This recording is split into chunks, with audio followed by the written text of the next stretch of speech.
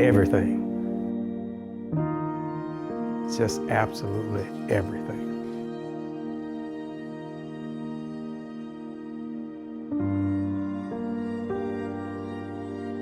I'm Larry Banks, and I was a Carver Cobra for the school year 69 and 70, and then for Stevens High School in 71. We had a lot of discussions around town about the schools were going to integrate.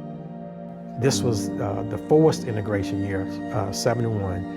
Most people in the black community lived on or around the hill that was on the other side of the highway, and most of the white community lived closer to the railroad tracks that were on the other side. So literally the two high schools were probably no more than 6 or 8 blocks apart, literally.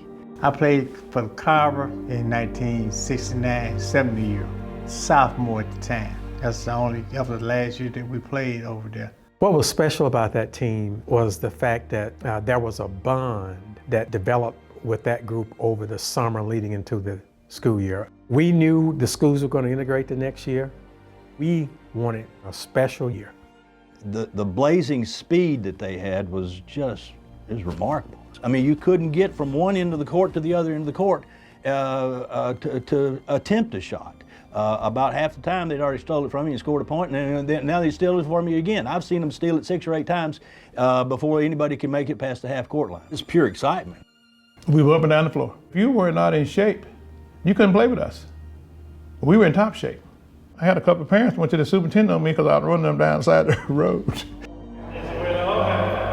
Coach Cross was special. Coach Cross was the type of coach that allowed the team to be the team. He knew he had good players, and he basically allowed us to play.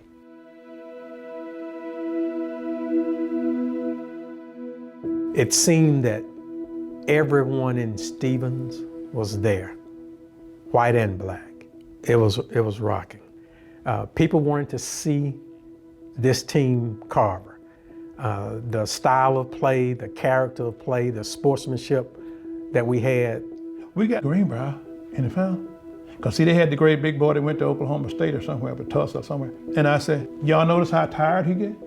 We got to keep him moving. I pulled Larry out to the wing. And so that brought him away from the goal. Now if we take a jump shot, I got a chance to get the rebound. And then he got tired. And when he got tired, we were able to get back ahead again. And when we got back ahead, I said, let's run that 4 corner. And he put that ball out there, and you come out there to get it, and you had to foul him, you make the free throws. Well, one thing I remember, we were a good free throw shooting team. When they fouled Ralph, I was laughing, and Ralph was laughing too, because we made our free throws and won.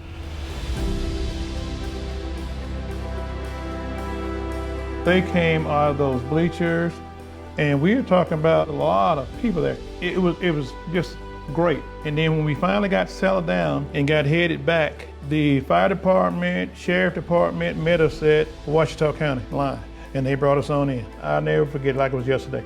It was cars and people all down the highway just waiting on us and yelling, when we came through.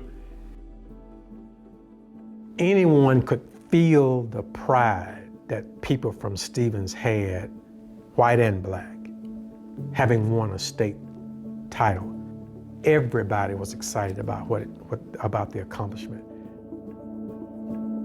What happened in 70 carried over into 71. When the schools came together, they were on a high as far as sports were concerned. Now, basketball was really the heart and the soul of Stevens during that time. So, without a doubt, going into the school year 71, everybody was anticipating a great year in basketball.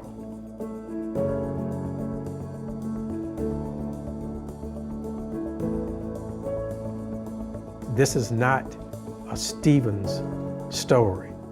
It's not just a basketball story. This is a story that all of Arkansas can relate to when it comes to integration. How it happened, what happened, how it came about, the good, the bad, and the ugly.